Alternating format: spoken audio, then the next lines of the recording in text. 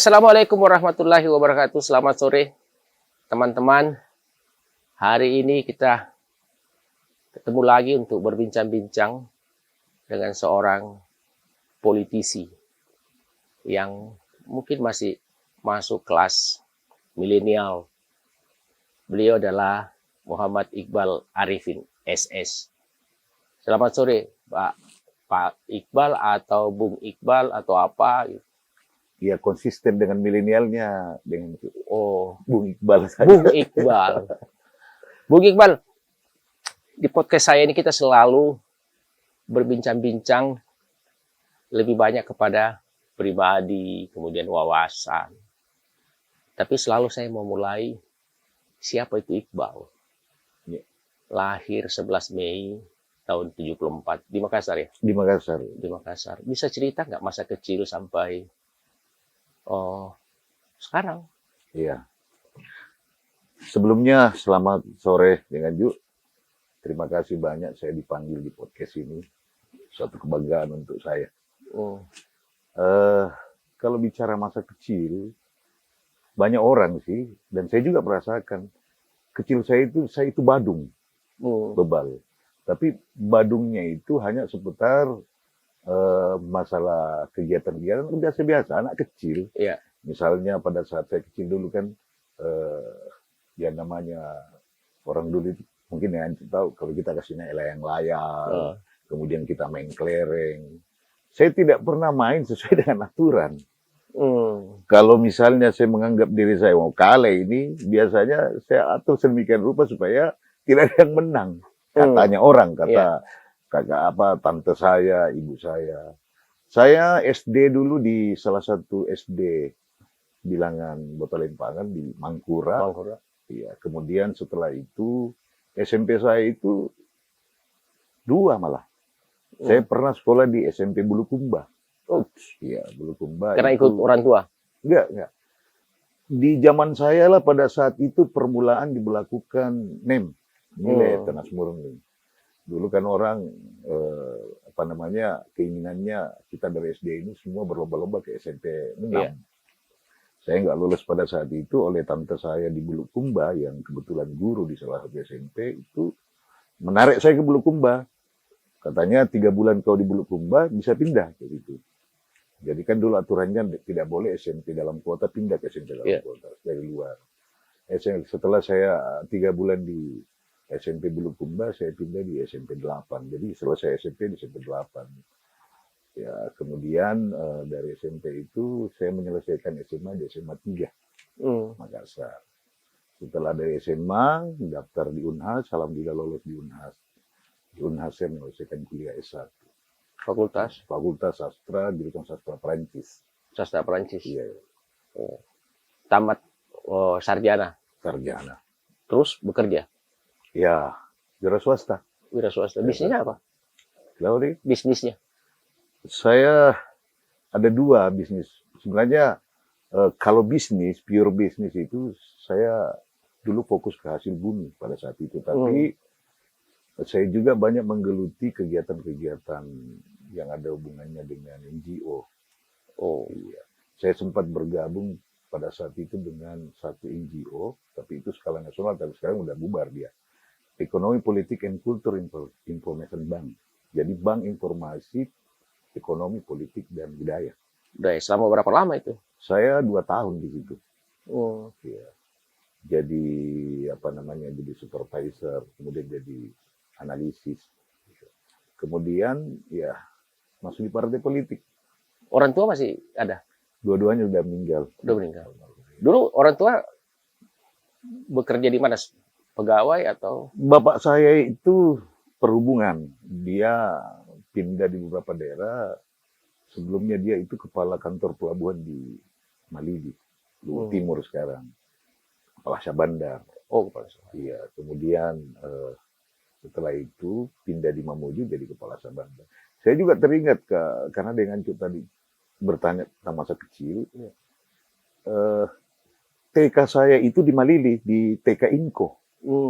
TK Inko, saya ingat pada saat itu karena salah satu yang mendapat perumahan dari Inko itu adalah kepala kantor pelabuhan karena pada saat itu pertama kali dibuat itu pelabuhan di Malili. Ya. Jadi bapak saya itu adalah kepala Sabandar pertama. Jadi kita dapat rumah itu rumah dinas. Nah, kami punya kesempatan untuk sekolah di TK Inko. Memang teman-teman saya pada saat itu banyak orang-orang barat yang bapaknya kerja, orang tuanya kerja di Inko pada saat itu. Jadi ya menarik pada saat itu karena saya kan tidak selamanya bermukim di Timur, biasa di Malili, biasa kami pulang Sabtu. Pulangnya itu kami naik pesawat karena tidak ada jalan darat, susah jalan darat pada saat itu. Jalan darat. Iya. Tapi waktu kecilnya seperti Anda bilang tadi ya ada nakal-nakal lah sedikit. Iya. Ya. Pernah dipukul sama bapaknya kan? Atau sering? Kalau sering sih tidak, kalau pernah. Pernah. Ya. Apa yang Anda dapat dari pelajaran dari ibu dan bapak? Iya, saya pikir kalau ibu kan biasa, ibu itu fungsinya menasehati kita secara verbal. Iya. Kalau ibu. Tapi kalau bapak yang namanya juga laki-laki kan. Oh. Kami pikir ya, apa yang dia lakukan ini bagian dari satu pendidikan. Jadi ya tadi dia kan tidak sering. Saya menyadari secara pribadi memang konsekuensinya kalau saya berbuat sesuatu yang tidak adil pasti itu. Oh. Berapa bersaudara? Saya 6 bersaudara kandung. 6 bersaudara kandung. Kemudian bapak saya meninggal, ya ibu saya nikah lagi, kemudian saya dapat adik tiri. Jadi total 7. Anda paling tua? Saya paling tua. Paling tua. Berapa perempuan? Perempuan 3. 3? Iya. Oh.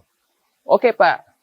Bung Iqbal, kan kalau saya baca-baca CV-nya Anda, saya itu kalau mau wawancara orang, saya pelajari dulu. Buka Facebook-nya kayak atau apa aja. Nah, ternyata Anda kan cukup lama bermain di partai politik.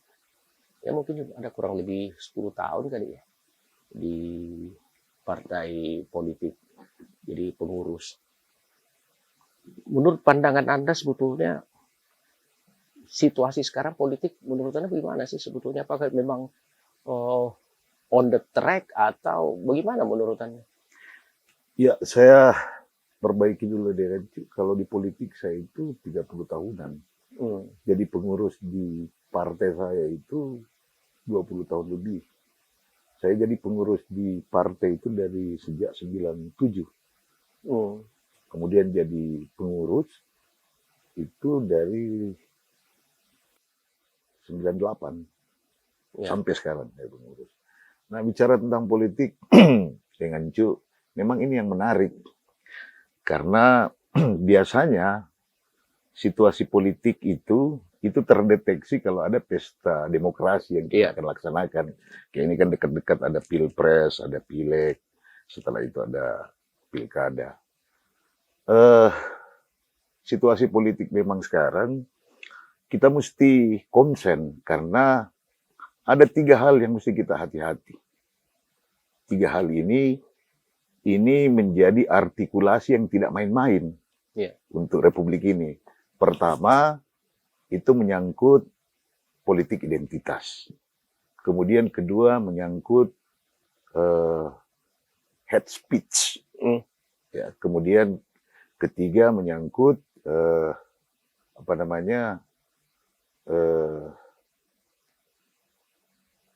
yaitu tadi menyangkut masalah keagamaan yang ada hubungannya dengan keagamaan, toleransi tepatnya. Iya. Ini yang mesti harus dipikirkan secara matang karena ini bisa mempengaruhi perilaku politik masyarakat. Memang semua pemain-pemain politik ini itu punya kewajiban. Pertama tentu saja yang berhubungan langsung dengan partainya, itu pasti. Kedua, pasti mereka akan membalanskan dengan keinginan partai dengan face interest-nya sendiri. Nah, biasanya kalau kita bicara face interest ini kan ini menyangkut keinginan, bukan kebutuhan. Kalau keinginan kan semua orang tiba-tiba menjadi penganut paham Machiavelli. Apa saja yang kita ingin lakukan, lakukan. Apa yang kita ingin dapatkan, mau dengan cara apa, yang penting kita dapatkan. Ya, mesti hati-hati. Apalagi yang 3 saya katakan tadi, itu bermain di platform digital. Ya. Ini jadi persoalan. Kita bicara tentang negara kita juga yang ikut dengan arus teknologi informasi. Nah, ini platform digital ini begitu cepat. Dia menyasar masyarakat pengguna itu, hitungannya itu bukan seperti hitungan harga telur yang hitung menit, ini hitung detik. Ya. Ketika dipencet nyampe. Kalau ini tidak segera diatasi dengan baik, ini sebenarnya bukan tugas pemerintah saja, semua partai politik demikian. Karena fungsi partai politik itu kan pertama adalah agregasi aspirasi, artikulasi aspirasi, pendidikan politik, dan pasti yang terakhir adalah melahirkan pemimpin. Nah, ini semua berkaitan dengan situasi politik sekarang. Dia banyak mempengaruhi. Iya. Satu yang menarik, kalau kita bicara tentang kontestasi pemilu yang ke depan, mestinya partai politik memainkan peranannya sebagai katalisator. Partai politik memainkan peranannya sebagai katalisator. Pertama, sekali lagi pendidikan politik. Kedua, mencetak pemimpin. Bukan berdasarkan popularitas. Ya. Kalau berdasarkan popularitas, semua orang bisa populer. Ya. Di TikTok kita bisa populer. Pencuri juga populer. Ya. Seperti itu ya. Nah, semua ini masuk menjadi bagian yang integral bagaimana sebenarnya potret politik yang ada di Indonesia. Kan begini Bung Iqbal ya. Saya kadang-kadang berdebat sama teman-teman. Harusnya kita melihat politik itu dari perspektif yang sebenarnya dulu. Apa sih itu sebetulnya politik gitu. Politik dalam pemahaman saya kan, politik itu kan sebetulnya adalah wahana distribusi keadilan, distribusi kesejahteraan, distribusi kebaikan. Bahwa kemudian muncul pertanyaan, siapa yang mendistribusi? Ya tentu ada orang. Dan orang itulah yang kita pilih sebagai demokrasi. Baru dibuatkan aturan mainnya. Jadi politik itu kan sebetulnya mendistribusi, menata kota sebetulnya kan arti yang filosofi dari awalnya. Jadi dia bahwa kemudian bagaimana kita mencari orang yang mendistribusi keadilan itu, ya itulah peranan partai politik. Kan harus diartikan seperti itu. Jadi, tetapi kan kebanyakan orang menggiring bahwa politik itu kekuasaan. Kalau dalam perspektif saya ada benarnya. Sejauh kekuasaan itu betul-betul mengambil filosofi dari politik itu mendistribusi kebaikan, distribusi keadilan, ya kan, baru dibentuk undang-undang, ada legislatif, ada eksekutif, kan itu pemahaman itu yang harus disampaikan kepada masyarakat. Nah, saya setuju Anda katakan tadi bahwa politik itu harus dilihat sebagai sesuatu yang bisa menggerakkan orang, ya kan? Anda tadi bilang, bukan cuma elektabilitas. Kalau saya menganggap masih ada yang lebih penting daripada elektabilitas dalam konteks pemilihan kekuasaan dalam artian politik ya. Saya lebih banyak kepada etikabilitas. Dia mampu nggak bisa jadi teladan, bisa dilihat orang. Nah sekarang kan orang larinya selalu ke situ, ke popularitas, ke elektabilitas, dengan pengaruh digitalisasi yang sangat luar biasa. Nah, bagaimana Anda mencermati situasi seperti ini? Di satu sisi ada pemahaman makna politik itu sesungguhnya tidak sepenuhnya dimaknai seperti Anda kan lebih dari 20 tahun, bahkan 30 tahun di partai. Saya yakin bahwa Anda memaknai bahwa politik ini begini. Tapi pasti Anda dapatkan dalam perjalanan itu. Kenapa seperti ini sih sekarang? Kan itu yang terjadi sekarang. Sehingga ada polarisasi yang terjadi. Nah, menurut Anda bagaimana? Iya, kalau mau jujur sih sebenarnya prinsip politik itu, ya yang kita pahami, yang saya pahami dengan dia. prinsip politik itu sebenarnya sasarannya itu ke negara, karena politik itu state, Iya, negara. Jadi prinsip politik itu antara lain negara, state, kemudian power, iya, kekuasaan, kemudian distribusi, iya. kemudian termasuk pencapaian demokrasi dan lain sebagainya. Yang kita lakukan sekarang ini kan perilaku politik. Hmm, Perilaku politik. Perilaku politik yang dekat-dekat dengan kita ini, yang kita bisa bahas lagi dengan demokrasi. Demokrasi adalah perilaku politik.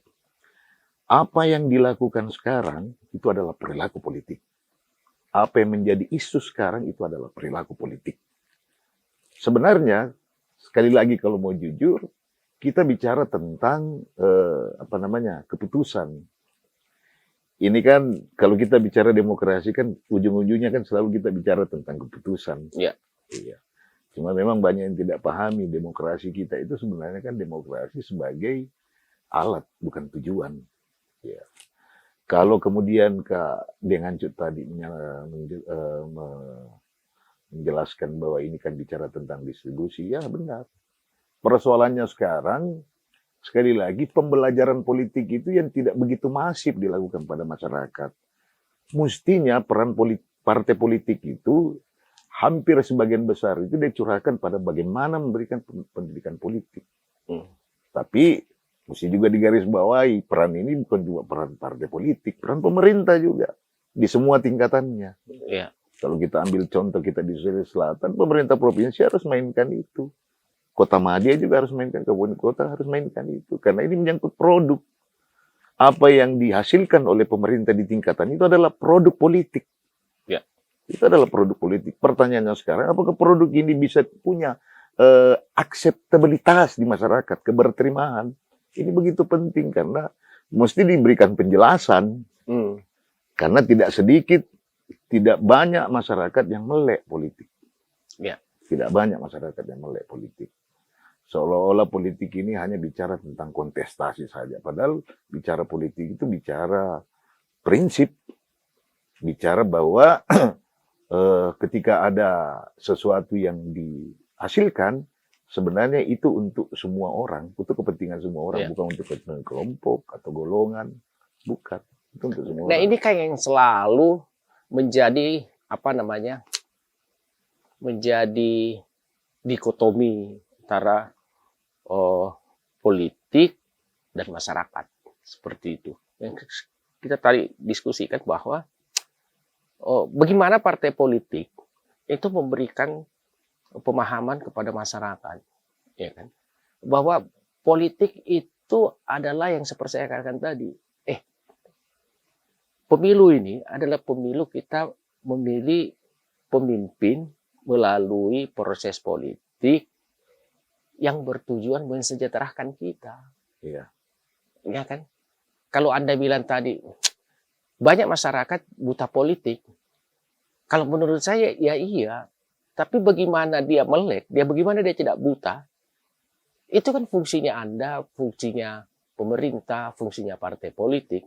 Memberikan gambaran bahwa politik itu adalah sesungguhnya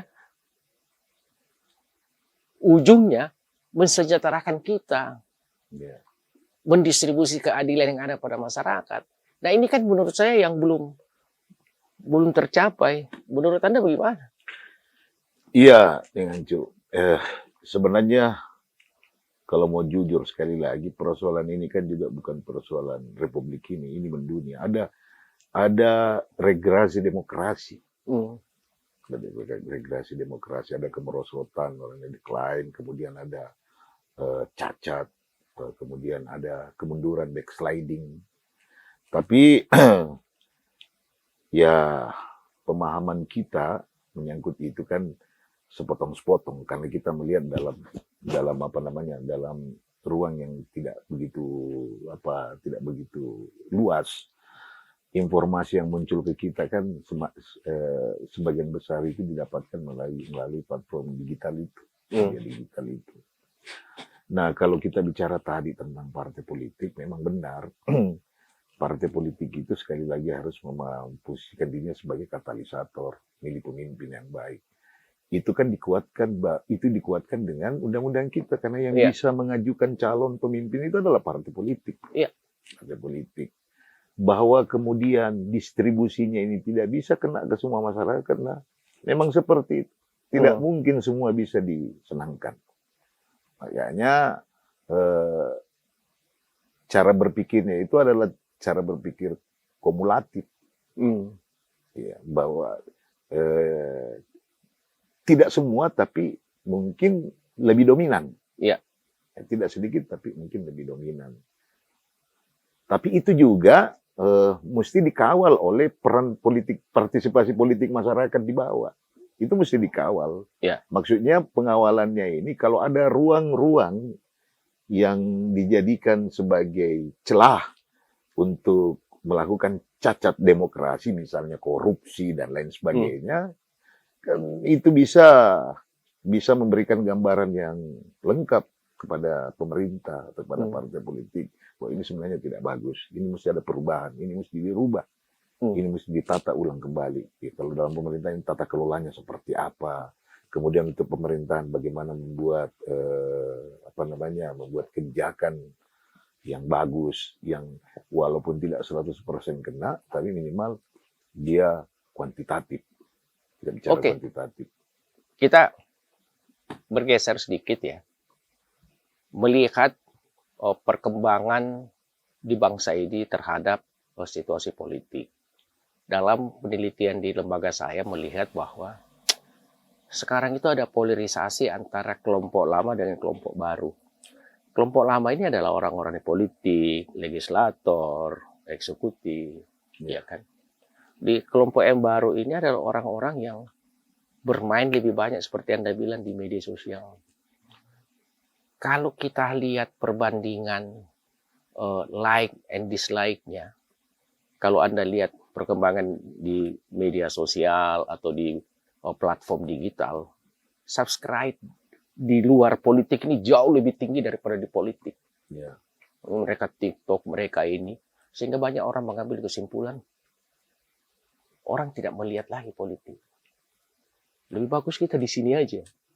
Kalau kita lihat YouTube tentang cerita politik, bandingkan aja subscribe-nya dengan yang non-politik. Jadi mereka tidak seperti itu.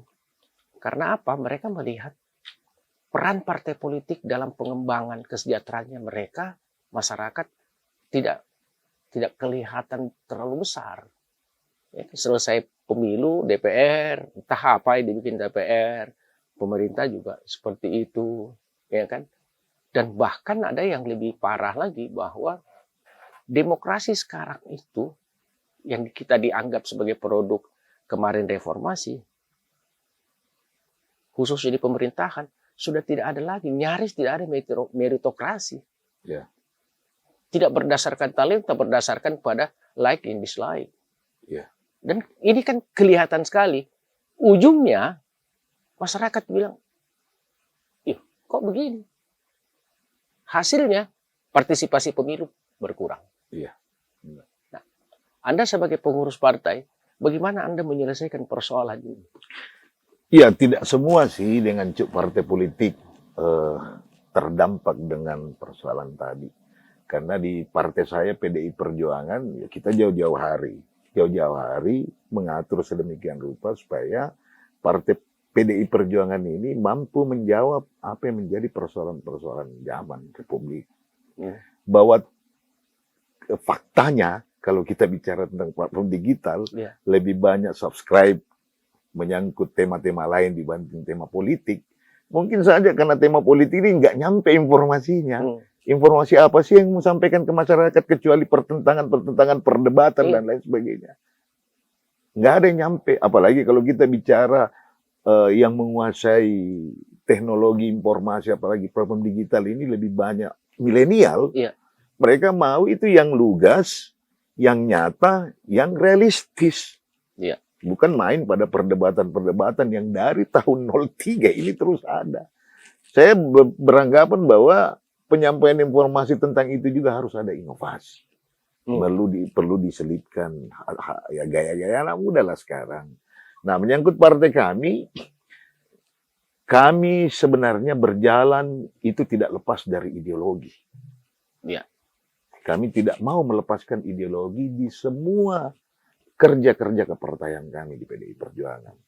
Ada 5 prinsip, ada 5 disiplin yang harus dimiliki oleh kader-kader partai saya dengan Cu. Pertama itu bagaimana Anda disiplin berpikir. Kemudian disiplin bertindak, disiplin berbicara, disiplin berkomunikasi, dan disiplin waktu. Kenapa dia 5 ini ditekankan? Disiplin berpikir, titik tolaknya kita itu bicara tentang jiwa dan kepribadian bangsa. Dalam ini Pancasila. Kalau perlu, di ruang-ruang publik, hegemoni Pancasila ini mesti dijelaskan. Narasi-narasi Pancasila ini mesti dibahasakan. Itu bertindak. Karena sekali lagi bicara politik itu tidak terlepas bagaimana ideologi bangsa ini memayungi. Karena itu dasarnya. Terus untuk bicara tadi disiplin berpikir bertindak. Descendo solen. Apa yang diucapkan, itu yang Anda buat. Ya. Apa yang kita lakukan, apa yang kita katakan, itu yang kita buat. Itu. Kemudian ketiga, disiplin berbicara. Bagaimana berbicara, tapi yang kita bicarakan itu realistis. Genuine, orang bilang. Bukan hoax. Kemudian keempat, disiplin komunikasi. Di komunikasi bagaimana membangun komunikasi, membangun soliditas, konsolidasi, sehingga ini bisa cepat, karena dia cepat, dia akan melahirkan momentum. Momentum apa? Itu kita lihat bagaimana kondisi pada saat itu, ada kontestasi apa yang dilaksanakan. Terus disiplin waktu. Ini menyangkut ketepatan, kemudian kecermatan kita melakukan sesuatu. Ini ditekankan ke kader partai. Ya. Kemudian ada juga 5 mantap yang selalu diulang-ulang. Tidak bisa lepas pada saat kita bergerak atas nama partai ini. Mantap ideologi, mantap organisasi, mantap kader, mantap sumber daya, mantap program. Ini menjadi tugas kami, kewajiban kami setiap melakukan aktivitas kepartaian. Tapi sekali lagi dengan Cu, ada ideologi yang mengikuti. Ada ideologi Pancasila. Kemudian sebenarnya kita tidak membahas Pancasila di sini, tapi saya harus jelaskan. Partai kami itu bergerak tidak pernah lepas dari bagaimana ideologi Pancasila itu. Tidak pernah lepas dari. Ya, kan kalau saya mengambil kesimpulan, platformnya PDIP itu kan memang pada ideologi, dan Anda bilang tadi dalam mekanisme operasionalnya adalah 5 mantap itu. Jadi ada operasional, ada konseptualnya, kan seperti itu. Tapi kan saya belum pernah melihat, kalau toh ada kecil sekali. Sekarang saya nanya sama Anda, yang ditunggu misalnya oleh masyarakat, terlepas apakah itu masyarakat milenial atau kolonial atau Gen Z, terserah. Tapi kan bagaimana platform PDIP, karena dia punya ideologi, dia punya operasional mantap, apa sih platform PDIP terhadap penyelesaian UMKM? Apa platform PDIP terhadap lingkungan yang menjadi masalah sekarang? Apa platform seperti Anda bilang, intoleransi? Dan ini harus, saya belum melihat banyak politisi yang punya kemampuan sebagai narator membawa itu. Lebih banyak kepada konsep, kalau kita baca konsepnya bagus banget. Ya kan?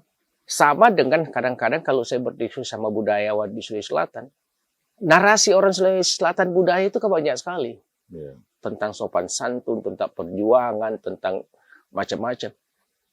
Tapi kenapa kita kehilangan narator untuk menyampaikan itu? Ya. Nah, ini yang saya mau bilang sama Anda sebagai pengurus partai PDIP.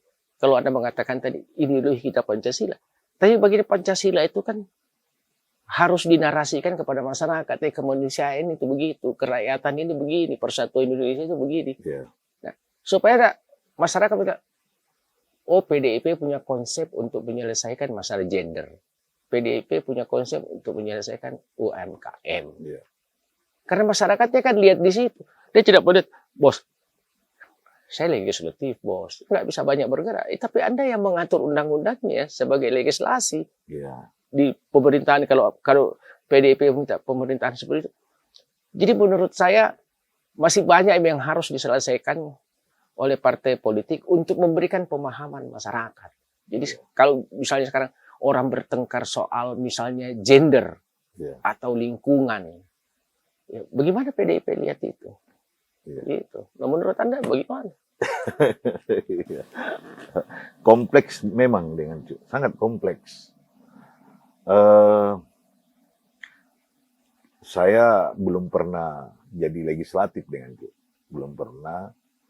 Jadi saya tidak tahu apa yang dikerja di DPR sana, baik DPR pusat, DPR provinsi. Tapi saya yakin dan percaya setiap partai punya mimpi yang sama tentang itu, punya keinginan yang sama, yang sesuai dengan apa yang menjadi cita-cita founding father kita, apa yang menjadi visi dan misi Republik ini berdiri. Tapi sekali lagi bahwa ruangnya itu mungkin tidak cukup. Ruang itu tidak cukup. Bahkan secara lebih tragis lagi, dari tidak cukupnya ruang ini, di dalam ini face interest ini bermain. Kelompok kepentingan ini bermain. Itu sekali lagi, muaranya kemana, bagaimana menarik voter. Dan ini biasanya terjadi, kelihatan ketika ada kontestasi pemilu, baik legislatif dan lain sebagainya. Jeda, di masa jeda itu, sebelum kontestasi dilaksanakan, lebih banyak partai politik, kalau kami sih sebentar saya jelaskan, tapi sebagian besar partai politik itu memainkan fungsi konsolidasi saja di internal. Setuju. Iya, konsolidasi saja. Tapi di PDI Perjuangan itu kita ditekankan pada trias dinamika partai. Trias dinamika partai itu pertama pemetaan wilayah politik. Pemetaan wilayah politik ini penting karena kita bicara tentang geopolitik. Ya tentu saja tidak mungkin PDI Perjuangan mau bicara tentang jala di segmentasi petani. Begitu juga sebaliknya. Ini sih ada pemetaan politik berdasarkan segmentasi. Kemudian kedua, penempatan kader. Nah ini penting, ini penempatan kader. Semua fungsi itu harus berperan aktif. Baik di legislatif, yang ada di legislatif, maupun yang di eksekutif.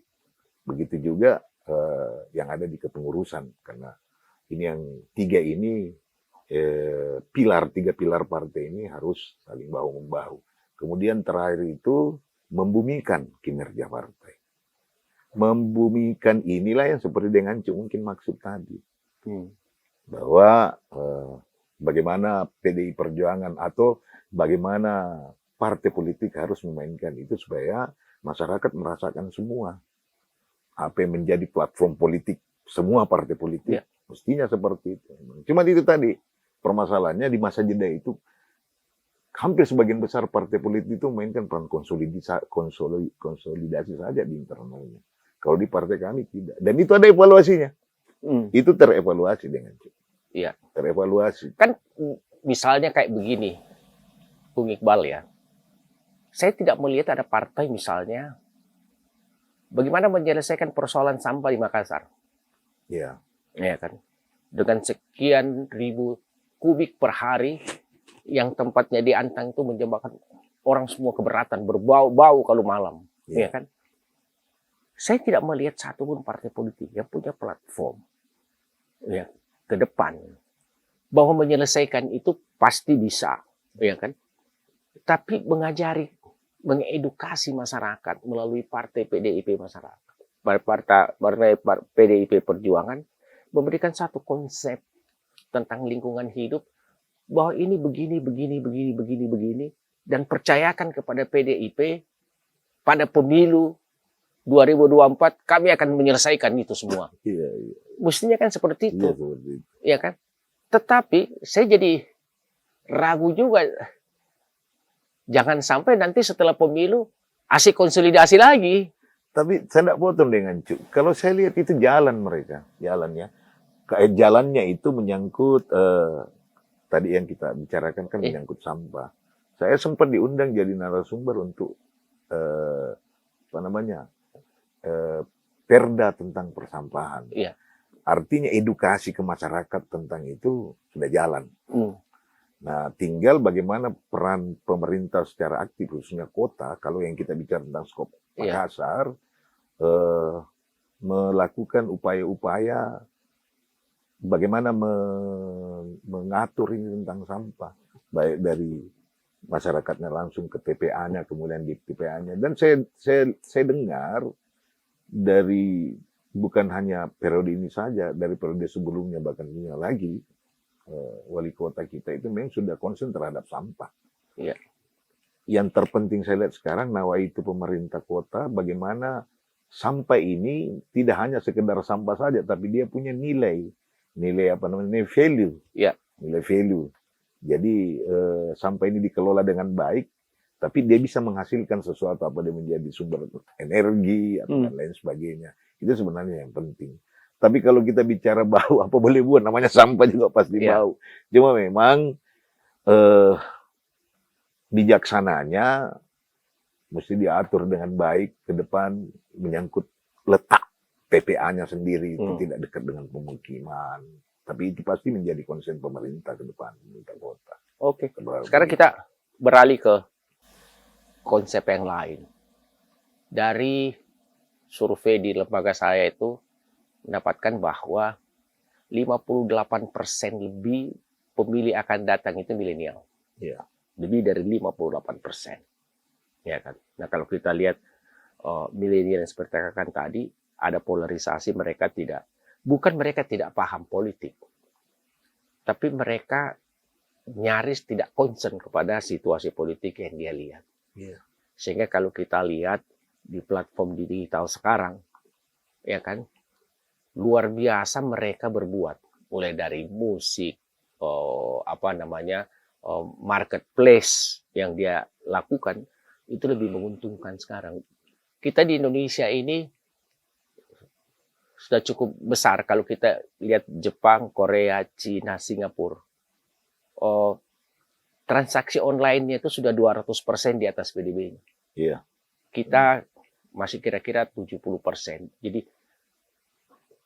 saya baru dapat data transaksi, misalnya ya, transaksi pernak-pernik muslim itu tahun 2022 mencapai 300 triliun.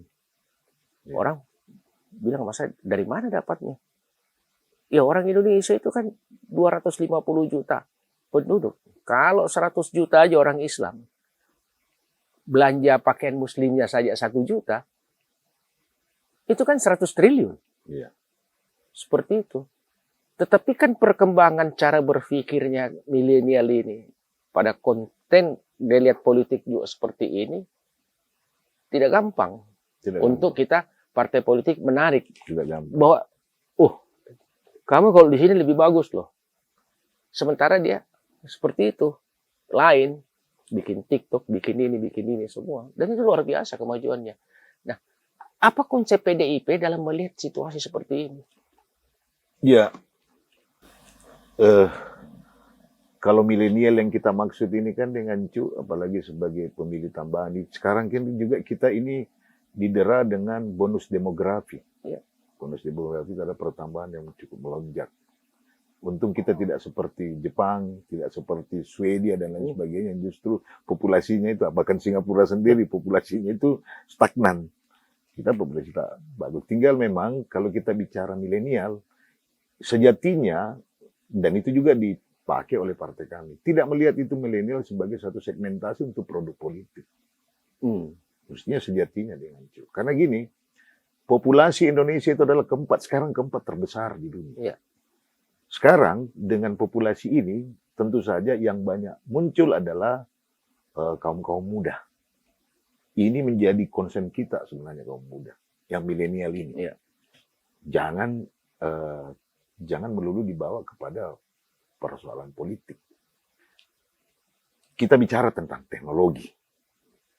Bagaimana teknologi begitu kencang. Sekarang di Amerika, bagaimana anak-anak mudanya mencoba berinovasi, membuat komputer di retina mata. Ya. Lalu di India, anak-anak mudanya mencoba berinovasi bagaimana membuat pesawat ulang-alik tanpa awak. Terus di Cina, bagaimana membangun bangunan 15 tingkat dalam waktu 1 bulan. Ada inovasi. Nah ini yang mesti dianu ke anak-anak muda kita, milenial kita. Bahwa ada kontestasi politik, ada persoalan politik, saya kira boleh, tapi dia hanya pada persoalan pendidikan politik saja. Karena tidak semua mau masuk dalam menjadi anggota partai politik, nggak semua. Arahnya pasti milenial ini akan memilih posisinya dan memilih di mana dirinya akan beraktivitas. Ya. Tinggal diarahkan saja. Ini peran pemerintah dan juga peran partai politik. Kalau PDI Perjuangan sejak dulu, kita ada program di PDI Perjuangan itu mengambil bahasa yang pernah diucapkan oleh Bung Karno. Bagaimana kita bersekutu dengan ilmu pengetahuan. Ya. Jadi bahasa bersekutu dengan ilmu pengetahuan. Ini penekanannya ke anak-anak muda, ke milenial. Bersekutu dengan ilmu pengetahuan. Ilmu pengetahuan. Anak-anak muda kita ini adalah anak-anak muda yang menjadi potret bangsa ke depan. Potret Republik ke depan. Sehingga kami PDI Perjuangan tidak melihat segmentasi milenial ini hanya sebagai suatu produk politik. Tidak seperti itu. Bahwa kebijakan menyangkut itu ya pelan-pelan kita laksanakan. Karena mesti di Republik ini kan sekarang dengan Pak Jokowi sekarang mulai bagus, mulai terarah. Tapi ya tentu saja banyak juga persoalan yang muncul. Contohnya kita masih menganggap kekerasan itu menjadi jalan keluar. Mesti ada pendidikan, bukan juga cuma pendidikan politik, tapi mental yang mesti diperbaiki. Hati-hati dengan di anak muda ini, apalagi kita bicara milenial, ada masa yang namanya quarter life crisis. Ya. Itu dari umur, kalau saya tidak salah, umur 16 sampai di umur 30 tahun. Ada quarter life crisis. Mereka tidak ngerti seperti apa jalan hidup yang akan mereka ambil. Ini kalau ada yang masuk di ruang itu pada perspektif negatif, maka yakin saja akan negatif. Kalau yang masuk adalah pada perspektif positif, maka yang masuk adalah positif. Itu yang jadi masalah. Karena kan di satu sisi milenial kita itu 58%. Iya. Yang kedua seperti Anda katakan tadi bahwa bonus demografi kita cukup bagus. Yeah. Saya mau mengatakan bahwa bonus demografi yang kita capai sekarang itu adalah hasil dari program kira-kira 40 tahun yang lalu. Yeah. Coba Anda bayangkan, kalau di era Orde Baru tidak ada SD Impres, tidak ada puskesmas. Yeah. Maka bonus demografi ini kita tidak capai. Yeah. Saya mengalami itu karena kalau Anda lahir tahun 74, saya 70 Anda udah mahasiswa. Anda masih 2 tahun, saya udah masuk perguruan tinggi. Jadi saya hafal betul persoalan itu. Saya ingin mengatakan bahwa mencapai bonus demografi yang seperti sekarang itu dibutuhkan waktu 40 tahun. Yeah. Dulu pemerintah Orde Baru tidak ada SD sekolahnya, tidak ada desa yang tidak ada SD-nya. Yeah. Rame-rame orang bikin SMA. Tapi memang hasilnya capai itu. Ya kan? Nah, tetapi kan kita sekarang masuk ke era digitalisasi, di mana banyak orang mengatakan media sosial ini jadi tempat sampah. Orang bisa bebas mau mengatakan ini, terserah. Nah, yang paling bahaya seperti Anda katakan tadi, era quarter itu apa namanya? Quarter life crisis. Quarter life crisis. Saya baru diskusi sama Ibu Karina Supeli. Kalau sekarang itu orang mengatakan artificial intelligence, dalam waktu yang tidak terlalu lama, dia akan menjadi subjek intelijen. Iya. Jadi bukan artifisial lagi. Subjeknya yang menjadi intelijen. Jadi kalau sekarang orang mengatakan kecerdasan buatan, ya toh, ini subjek kecerdasan. Iya. Dan semua masuk. Kesehatan masuk, semua teknologi masuk, ini masuk, itu masuk. Apalagi ada misalnya ChatGPT. Iya. ChatGPT apa saja kita mau tanya boleh. Boleh. Kan? Ada ChatGPT, Google kasih keluar sekarang Bread, keluar Lambda, macam-macam orang bikin seperti ini. Nah, quarter krisis tadi yang Anda bilang, itu menghilangkan nilai kan. Ya. Value daripada generasi di bawah kita. Iya, karena dia menyangkut psikologis. Iya kan, fisiologis, dia akan kehilangan kesantunan, kehilangan kebudayaan, kehilangan. Nah, bagaimana PDIP masuk dalam persoalan ini? Ya. Tadi saya sudah jelaskan sebelumnya dengan Cu. Hmm. Bagaimana disiplin bertindak. Disiplin bertindak tadi itu tentang kepribadian kita. Semua yang menyangkut hegemoni Pancasila itu harus dinarasikan di ruang publik. Nah, ruang publik yang dimaksud ini semua segmentasi. Narasinya seperti apa? Ya, tentu saja pemerintah yang mesti rumuskan. Tapi kan PDIP harus menyiapkan naratornya. Nah, saya kira naratornya dengan Cu, kita tidak terpaku. Jadi kita tidak terpaku ke satu person gitu. Ada saya baru-baru diskusi bahkan jadi moderator salah seorang ahli fisika Indonesia, Prof. Johannes Surya. Dia mengembangkan sebuah mengembangkan sebuah metode, namanya metode gasing, gampang, santai dan menyenangkan.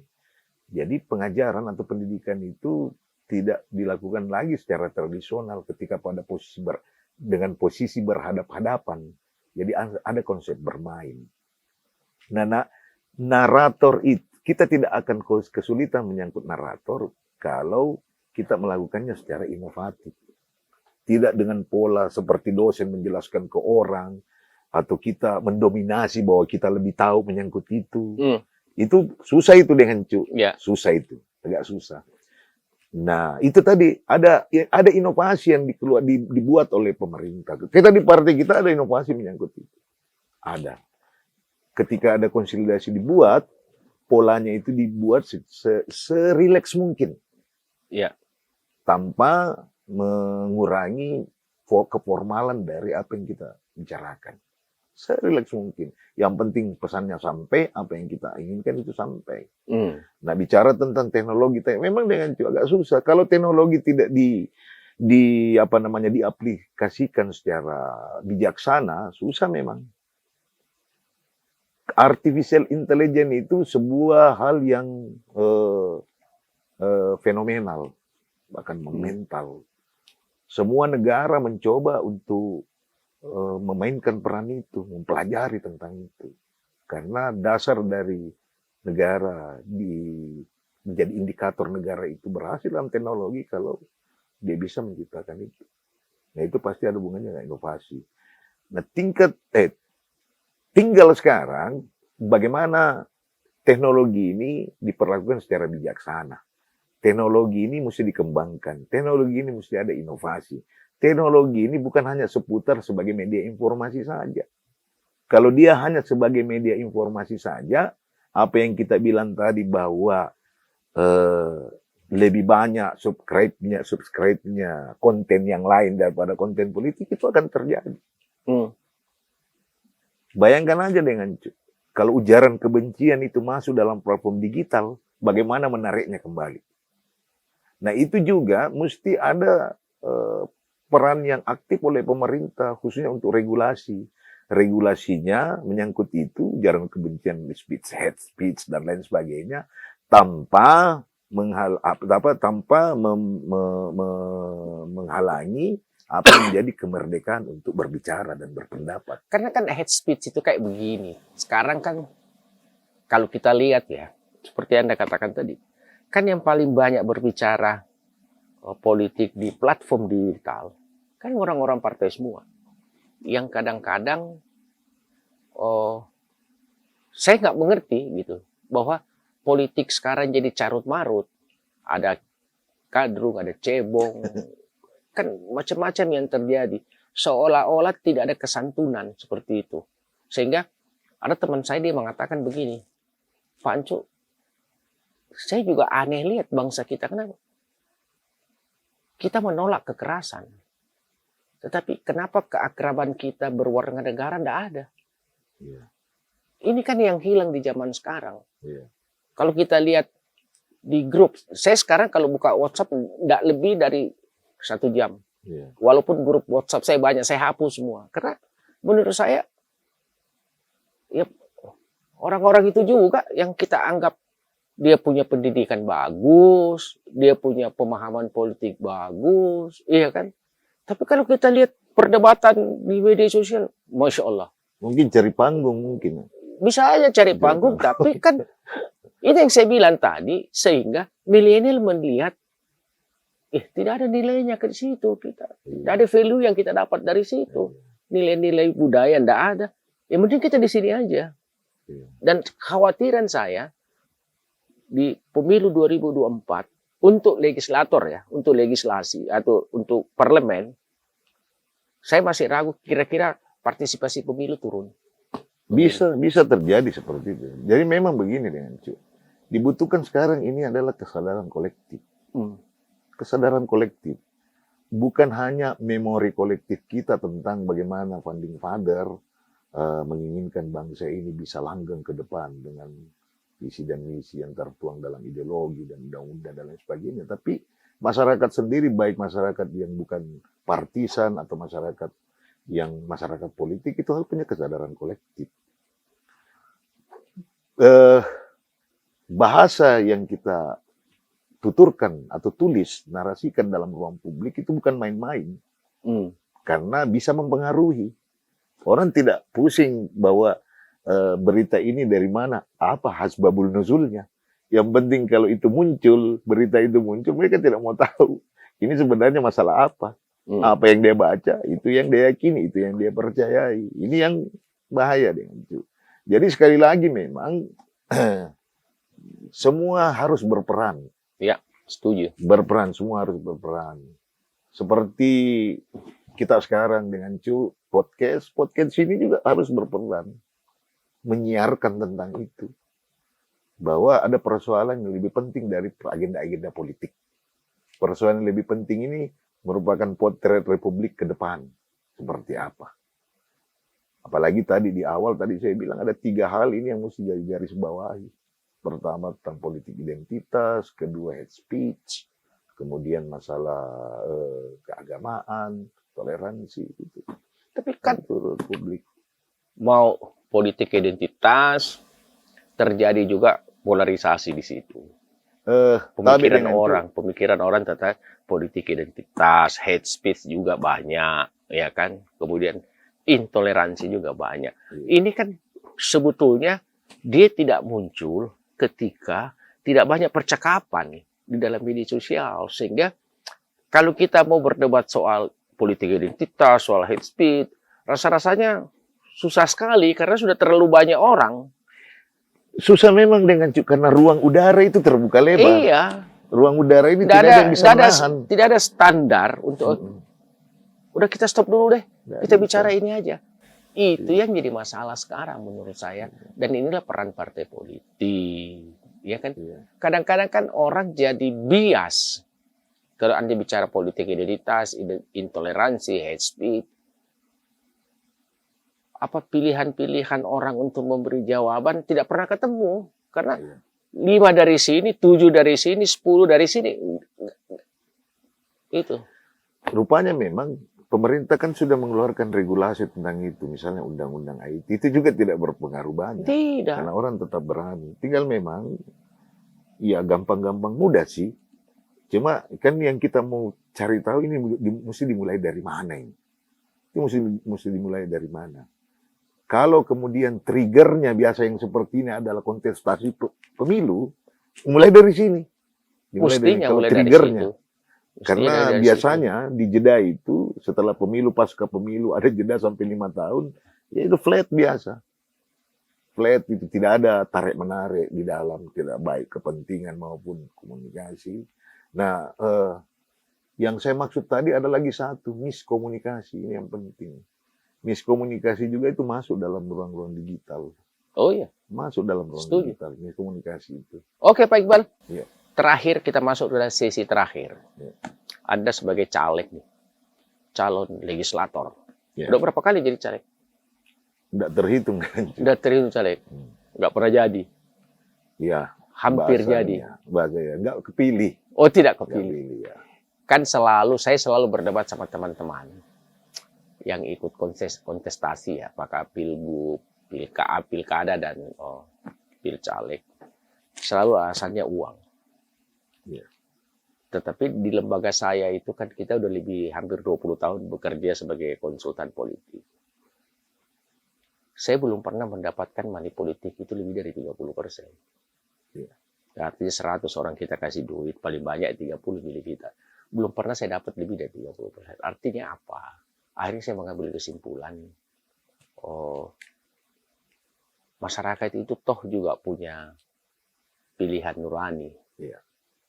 Selalu kalau saya ditanya sama orang, yang salah itu bukan rakyat politik, yang salah kau semua. Karena satu bawa rokok, kemudian yang lainnya datang lagi, rokok tambah korek, datang lagi, rokok korek tambah uang, tambah minyak goreng. Jadi masyarakat punya hak pilih jadi bias. Nah, apa yang salah sebetulnya menurut Anda di sini?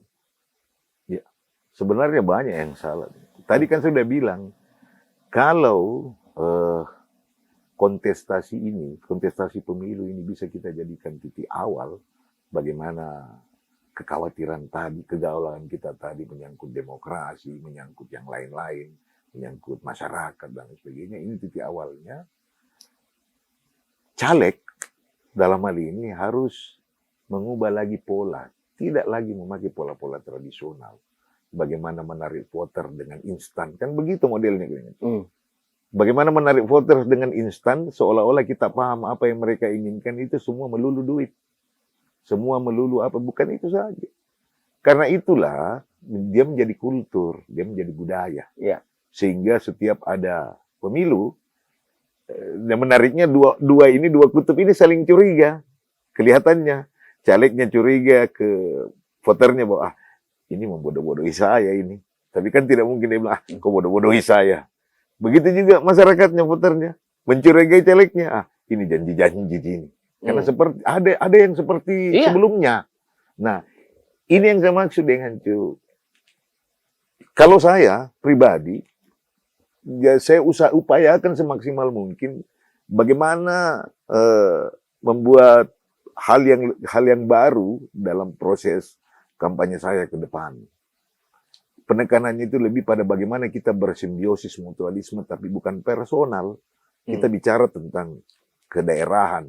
Kita bicara tentang misalnya Anda di kecamatan ini memilih saya, apa yang menjadi kepentingan di situ yang lebih besar, itu yang menjadi tolak ukur kita dalam bersimbiosis mutualisme. Oke. Iya. Makasih Pak Iqbal, kita terakhir, tapi saya mau memberikan suatu pekerjaan rumah untuk Anda, PR untuk Anda bisa jawab. Tidak harus dijawab sekarang, nanti kita dalam diskusi selanjutnya akan kita diskusikan. Saya ingin mengatakan begini, dalam suatu penelitian, siapa namanya yang dari Australia itu yang tulis buku Demokrasi Sel, Demokrasi Sel, dia mengatakan bahwa dulu Indonesia, India, Argentina itu adalah negara yang paling tinggi money politik. India bisa berkurang 60% karena Bawaslu-nya dikasih kuat. Nah, saya ingin mengatakan begini, sebagai Anda, nanti kita diskusi kembali. Menurut saya, Kalau lah orang kan selalu saya mengatakan KPU ini jangan cuma urus administrasi. Iya. Bawaslu jangan cuma urus pengawasan. Pengawasan. Partai jangan cuma ikut. Iya. Ayo dong KPU, Bawaslu, partai politik memberikan edukasi yang tidak berhenti kepada masyarakat Itu yang benar. tentang demokrasi yang sesungguhnya. Itu yang benar. Jadi saya rasa begitu. Siap. Terima kasih, Ya. Pak Iqbal. Kita ketemu Terima kasih. di waktu yang lain dan berbicara mengenai politik yang lebih panjang. Terima kasih. Assalamualaikum warahmatullahi wabarakatuh. Waalaikumsalam warahmatullahi wabarakatuh.